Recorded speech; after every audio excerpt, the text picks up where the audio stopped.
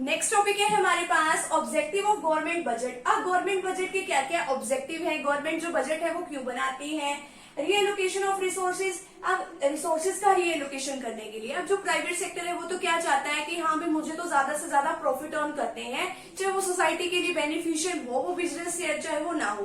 वो सोचते हैं कि मैं अपने रिसोर्सेज ऐसी जगह पे लगाऊं जहां से मुझे मैक्सिमम प्रॉफिट हो। लेकिन गवर्नमेंट क्या कहती है कि हाँ भाई हमें मैक्सिमम प्रॉफिट भी चाहिए लेकिन जो है सोसाइटी का वेलफेयर भी होना चाहिए। तो गवर्नमेंट क्या करती है कि जो ऐसे काम है कि जिससे जो सोसाइटी को नुकसान होता है तो उसके ऊपर वो ज्यादा से ज्यादा टैक्सेस लगा देती है। जैसे कि सिगरेट है, शराब है, ऐसी चीजें हैं कि हाँ भी जो सोसाइटी में लोगों की हेल्थ को नुकसान देगी, तो इन चीजों के ऊपर गवर्नमेंट क्या करेगी, ज्यादा से ज्यादा टैक्स लगा देगी। तो गवर्नमेंट के पास तो पैसे आएंगे और क्या होगा उसका दूसरा फायदा कि सोसाइटी को नुकसान भी नहीं होगा। वो तो अपनी तरफ से ज्यादा टैक्सेस लगा देती है ना, फिर भी ये काम होते तो है।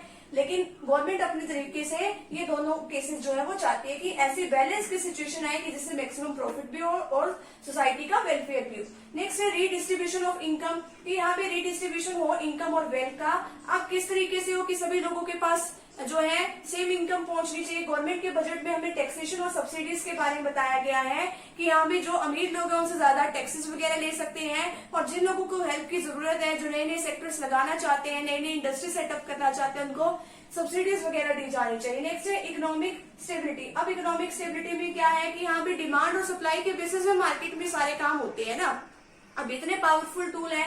अब इकोनॉमिक स्टेबिलिटी में क्या है कि यहाँ पे ट्रेड साइकिल जो है वो चलते रहते हैं। कभी सोसाइटी में बूम की सिचुएशन, कभी रिसेशन, कभी डिप्रेशन, ठीक है, तो कभी रिकवरी, ऐसी ऐसी सिचुएशन होती है। तो इन सब केसेस में जो गवर्नमेंट का बजट है वो इन्फ्लेशन और डिफ्लेशन को कंट्रोल करने के लिए किया जाता है। नेक्स्ट है managing public enterprises. Public enterprises को इसमें मैनेज किया जाता है। कुछ ऐसे एंटरप्राइजेस, कुछ ऐसी इंडस्ट्री जो गवर्नमेंट की होती है तो वो ये अच्छे तरीके से मैनेज करने के लिए ये सारे काम करती है। नेक्स्ट क्या है impact of the budget on the economy.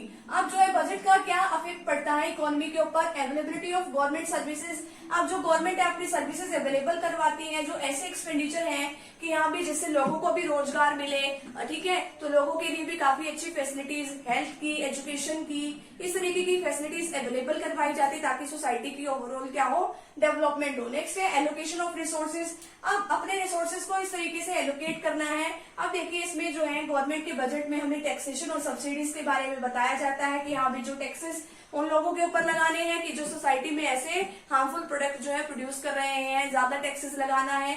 अब जो सब्सिडीज भी लोगों को देनी है कि जिनको जरूरत है उनको क्या देनी है, हमें सब्सिडीज देनी है। नेक्स्ट है overall physical discipline. Overall physical discipline में क्या बताया जाता है कि यहाँ पे गवर्नमेंट तो ऐसी सिचुएशन जाती है जहाँ पे इनकम और एक्सपेंडिचर में बैलेंस बना रहे।